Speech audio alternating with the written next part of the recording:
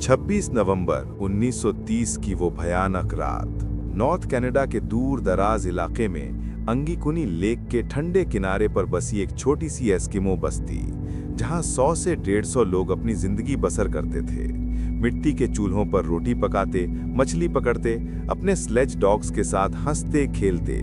लेकिन एक पल में सब खत्म। रात भर में पूरी बस्ती गायब। न खून का एक कतरा, न लड़ाई का निशान, न एक भी पांव का निशान बर्फ पर। सिर्फ जलते हुए चूल्हे, जलता हुआ खाना, सिलाई की सुई में धागा अटका हुआ, कुत्ते रस्सी में बंधे भूख से तड़प कर मर चुके, और एक ताजा खुदी हुई कब्र जो चिल्लाती है कि यहाँ कुछ भयानक हुआ है। क्या ये इंसान का काम था या वो ताकत जो आसमान से उतरी और पूरी बस्ती को खा गई? अब खुलने वाला है विलेज ऑफ द डेड का वो राज जो 100 साल से पुलिस, साइंटिस्ट्स और दुनिया को सता रहा है। अस्सलामुअलैकुम दोस्तों, डीप साइड डॉग्स में आपका बहुत बहुत खुशामदीद। ये नवंबर 1930 का सख्त ठंडा दिन था। ठंडी हवाएं कांप देती थीं। शिकारी जो लेबेल जंगल में शिकार के पीछे इतना डूब गया कि उसे अंधेरा होने का भी पता न चला। उसके जहन में सिर्फ एक ख्याल था कि पहले की तरह अंगिकुनी लेक के किनारे एस्किमो बस्ती में जाकर रात गुजार लेगा, क्योंकि ये लोग मेहमान नवाजी के लिए पूरे कनाडा में मशहूर थे। चांदनी रात थी, लेकिन दूर दूर तक सन्नाटा इतना कि दिल धड़क उठा। न कोई इंसान दिखा, न किसी की आवाज, न कुत्ते भौंके, सिर्फ अपने कदमों की गूंज सुनाई दे रही थी। जो ने कदम तेज किए। दूर से खेमों से धुआं उठता दिखा। दिल को तसल्ली हुई कि लोग सो रहे होंगे, लेकिन करीब पहुंचा तो दिल बैठ गया। कोई नहीं, न एक भी इंसान, न एक भी जानवर। घर के अंदर चूल्हे अभी भी जल रहे थे। खाने की देगचियां चूल्हे पर रखी थीं, लेकिन खाना जलकर काला हो चुका था। औरतों के सिलाई के कपड़े बिस्तर पर बिखरे हुए थे। सुई में धागा अभी भी डाला हुआ था, जैसे वो सिलते सिलते अचानक उठकर चले गए हों। कुत्ते रस्सी में बंधे हुए थे, लेकिन भूख और ठंड से तड़प तड़प कर मर चुके थे। उनके सामने खाने की तश्तरियां पड़ी थीं, लेकिन खिलाने वाला कोई न था। और सबसे हैरत की बात, एक जगह एक ताज़ा खुदी हुई कब्र मिली, जिसकी मिट्टी अभी गीली थी। जो का दिल जोर जोर से धड़कने लगा। उसने पूरी बस्ती छान मारी, लेकिन एक भी जिंदा रूह न मिली।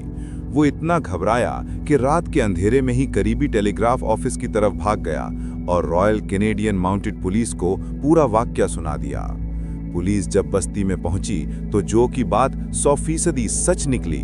न खून का एक कतरा, न लड़ाई का निशान, न सारा इलाका बर्फ से ढका हुआ था, लेकिन बर्फ पर सिर्फ और सिर्फ जो लेबेल के पांव के निशान थे। न किसी ने बस्ती में कदम रखा था, न किसी ने बाहर निकला था।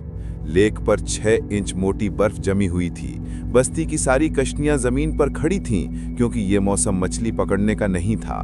अगर कोई तैर कर गया होता या मरकर फेंका गया होता तो बर्फ जरूर टूटती या बिखर जाती।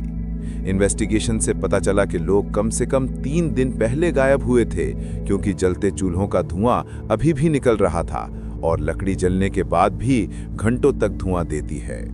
कुत्ते 1-2 दिन भूखे रहने से नहीं मरते।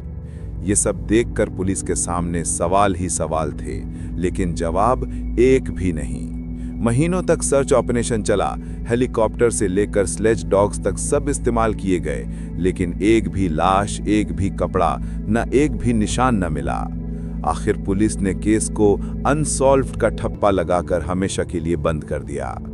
50 साल गुजर गए। 1984 में 2 लेखक रॉजर बोरो और नाइजल ब्लंडर ने एक आर्टिकल लिखा और पूरे वाकये को एलियंस से जोड़ दिया। कहने लगे कि लोकल शिकारियों ने बताया कि अक्सर अंगिकुनी लेक के ऊपर अजीब चमकदार यूएफओ दिखते थे, जो सीधे बस्ती की तरफ जा रहे होते थे। शायद उस रात एलियंस उतरे और पूरी बस्ती को अपने साथ ले गए, लेकिन इनके पास कोई सॉलिड सबूत नहीं था। न फोटो, न वीडियो, न आई विटनेस, सिर्फ कहानियां। इसलिए दुनिया ने इस थ्योरी को रिजेक्ट कर दिया। आज 26 नवंबर 1930 से 100 साल होने को हैं, लेकिन सवाल अब भी वही है। अंगिकुनी लेक के 100-150 लोग बिना किसी निशान के गए कहाँ? क्या वो जिंदा हैं? क्या उन्हें किसी ने उठा लिया? या ये कोई ऐसा राज है जो इंसान कभी नहीं सुलझा पाएगा? ये वाकया आज भी दुनिया के सबसे बड़े अनसॉल्व्ड मिस्ट्रीज में शुमार होता है। आज 100 साल होने को हैं, लेकिन वो सन्नाटा अब भी गूंज रहा है। वो कब्र अब भी सवाल पूछ रही है, हम गए कहाँ? अंगीकुनी लेक का राज अनसॉल्व्ड, जिंदा दिल में। उम्मीद है डीप साइड डॉग्स की ये वीडियो आपको पसंद आई होगी।